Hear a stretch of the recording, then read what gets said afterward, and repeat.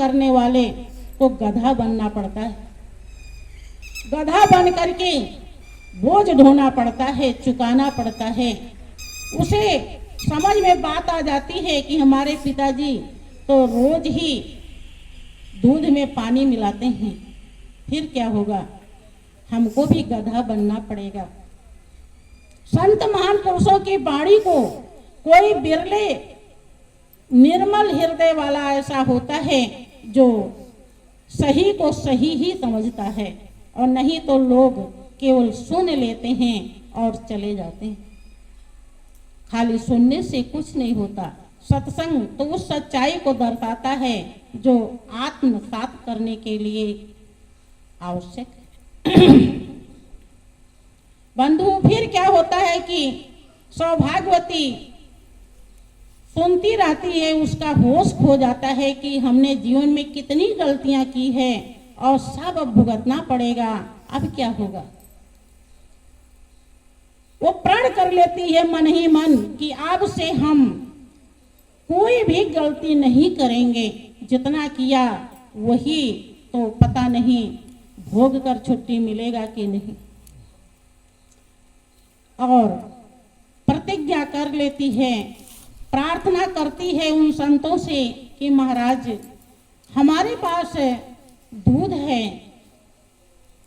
अगर आपकी कृपा हो तो इसे स्वीकार कर लीजिए, मुझे बहुत बड़ा सौभाग्य मिलेगा, बहुत बड़ी खुशी मिलेगी।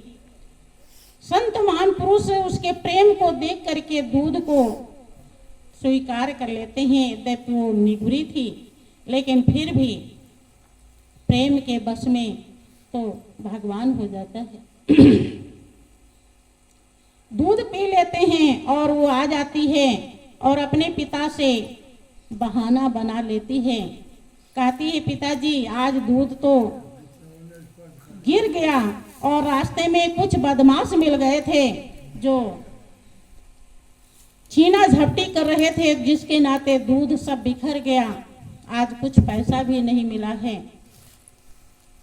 मायादास कहते हैं कि बेटी सवेरे लौट आया करो ताकि कोई बदमाश ना मिले, उन्हें बड़ा दुख होता है। फिर क्या हुआ कि रात हो गई और सौभाग्यवती मन ही मन प्रार्थना कर रही है कि हम अब कोई भी गलत धंधा नहीं करेंगे, चाहे जान रहे या जाए।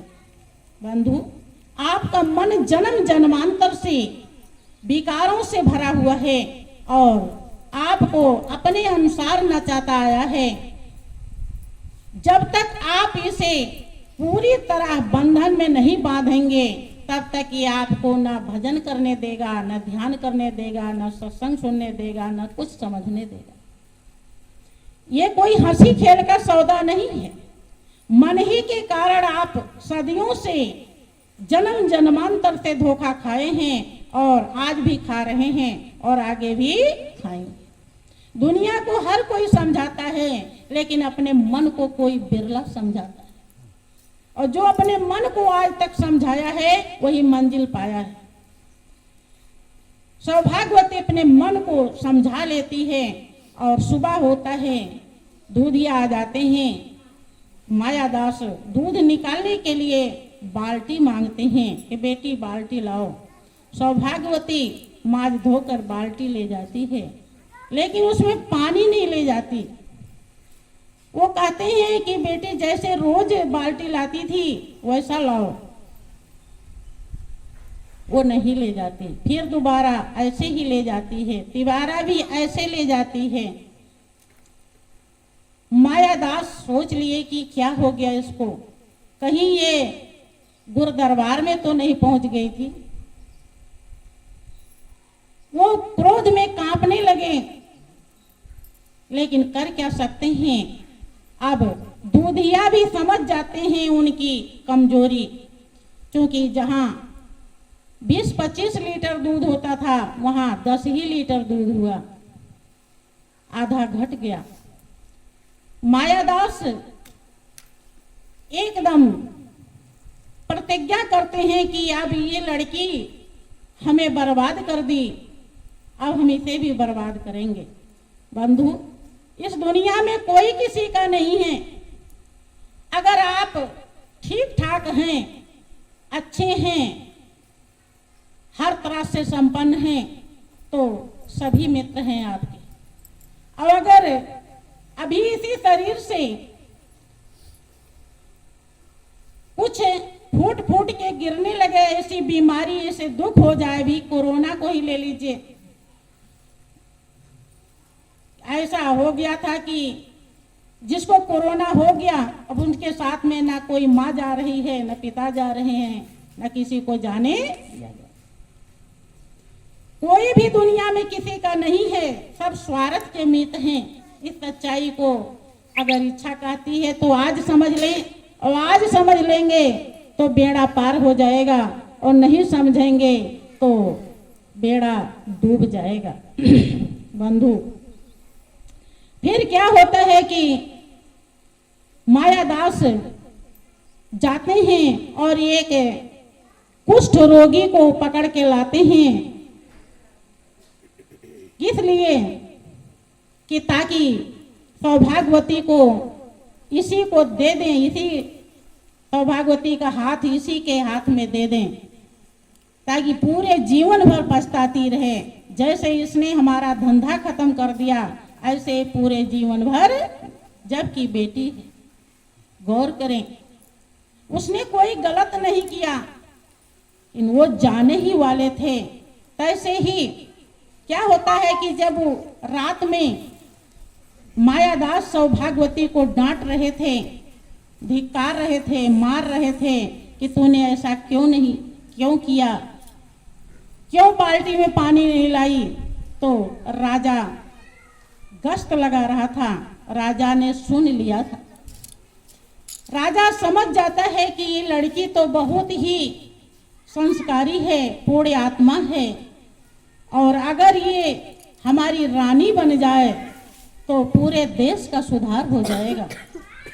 क्योंकि बंधु, जा पर कृपा राम की होई, और ता पर कृपा करे सब कोई। जिस पर प्रभु की कृपा होती है उस पर सभी कृपा करते हैं।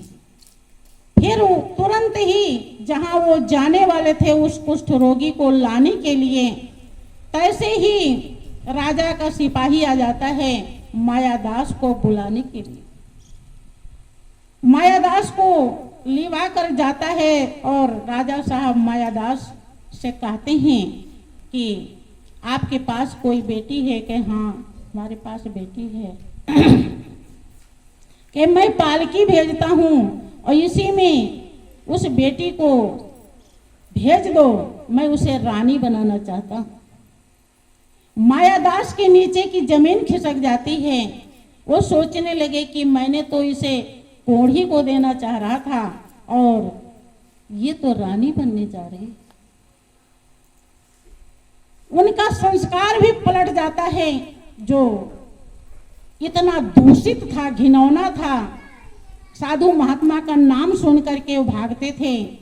उन्हें भी तुरंत ही हृदय में संत महान पुरुषों के प्रति आदर की भावना, सम्मान की भावना पैदा हो जाती है कि संत के पास जाते ही इसका जीवन किस तरह से बदल गया, कहां से कहां पहुंच गया, और उनके आंखों में आंसू आ जाता है। बंधु, वो सौभाग्यवती को भेजते हैं, राजा उसे रानी बना लेता है और दोनों मिल करके, राजा और रानी दोनों मिल करके संत का संग करते हैं और पूरे जनता को ज्ञान दृष्टि खुलवा देते हैं। वो ज्ञान पा करके, सच्चाई को जान करके, उस अविनाशी को पहचान करके सभी भक्ति करते हैं और अपने जीवन नैया का उद्धार कर लेते हैं। बंधु, बोलिए प्रेम से श्री सच्चिदानंद भगवान की जय। सत्संग से करते रहना प्यार, ओ नादान मुसाफिर। सत्संग से करता प्यार बंधु। सत्संग से करते रहना प्यार ओ नादान मुसाफिर। सत्संग से करते प्यार नादान मुसाफिर बंधु। ओ नादान मुसाफिर, हाँ हो नादान मुसाफिर। नादान मुसाफिर हो नादान मुसाफिर। जीवन की नैया कर लो पार ओ नादान मुसाफिर। जीवन की नैया कर लो पार नादान मुसाफिर नादान। जब तक है जोश जवानी सत्संग तो कर ले प्राणी। जब तक का जोश जवानी सत्संग को कर ले प्राणी। आगे हो जाएगा लाचार ओ नादान मुसाफिर।